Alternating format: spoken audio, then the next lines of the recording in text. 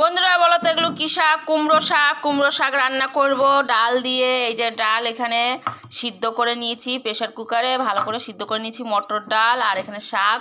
আর এখন আমি গ্যাস জ্বালিয়ে দেব। গ্যাস জ্বালিয়ে দিলাম। আমি এবার বসিয়ে দেব জল। এই জলের মধ্যে এবার শাকগুলো দিয়ে দেব। শাকগুলো ফুটে গেলে ডালগুলো দিয়ে দেবো, কারণ ডালটা তো সিদ্ধ করাই। এই যে শাক সিদ্ধ হচ্ছে, একটু ভাপ হবে, তারপরে নামিয়ে দেবো। ডালটা দিয়ে দেবো। আর এখানে এই যে পেঁয়াজ, রসুন, লঙ্কা কুচিয়ে দিয়ে দেবো।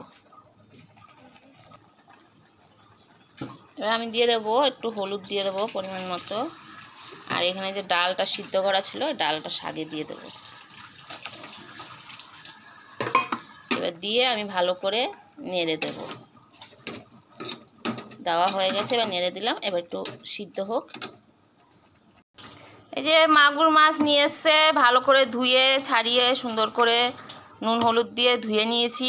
আর আবার নুন হলুদ দিয়ে মেখে নিয়েছি। এবার ভাজা করবো। যে কড়াই বসিয়ে দিচ্ছি, কড়াই গরম হয়ে গেছে। আর সবজি এখানে বেগুন, ডাঁটা, আলু, পটল, কারকল সব কেটে নিয়েছি।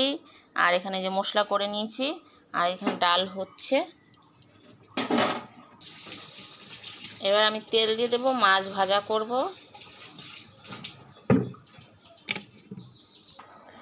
মাছ, এই মাগুর মাছ, বোয়াল মাছ, সব মাছ ফোটে, তার জন্য আমি থালার মধ্যে দিয়ে এবার আমি এটা তেলে দিয়ে দেবো, দিয়ে ঢেকে দেবো।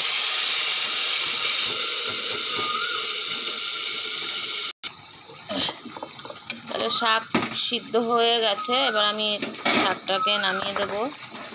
নুন দিয়ে আর কড়াইটা বসিয়ে দেবো। কড়াইটা গরম হলে ফোড়ন দেবো। মাছটা দেখি কতটা হয়ে এসছে।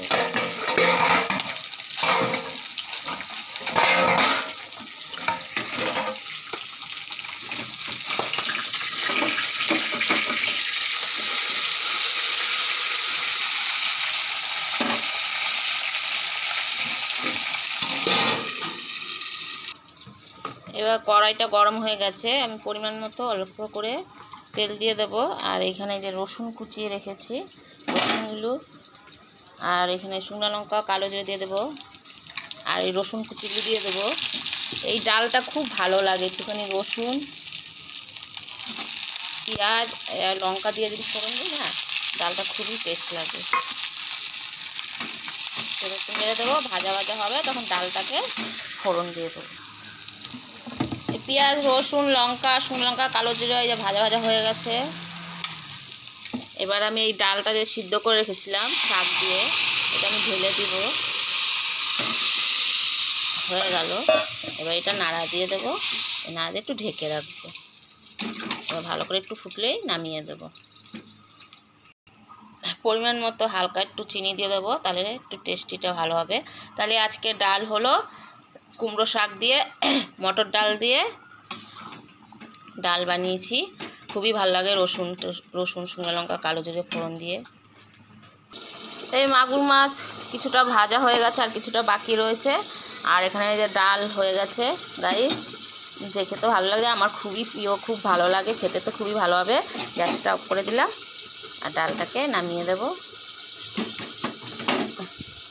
তাহলে আজকের আমার ডাল হলো কুমড়ো শাকের দিয়ে ডাল, মটর ডাল, রসুন দিয়ে, পেঁয়াজ দিয়ে, কালো জিরে, শুকনো লঙ্কা ফোড়ন দিয়ে বানিয়েছি। ডালটাকে আগে ভালো করে সিদ্ধ করে নিতে হবে, শাকটাকে সিদ্ধ করে তারপরে ভালো করে ফুটিয়ে ডাল আর শাক তারপরে ফোড়ন দিতে হবে, কালো জিরে আর শুকনো লঙ্কা। সবাই ভালো থাকবে।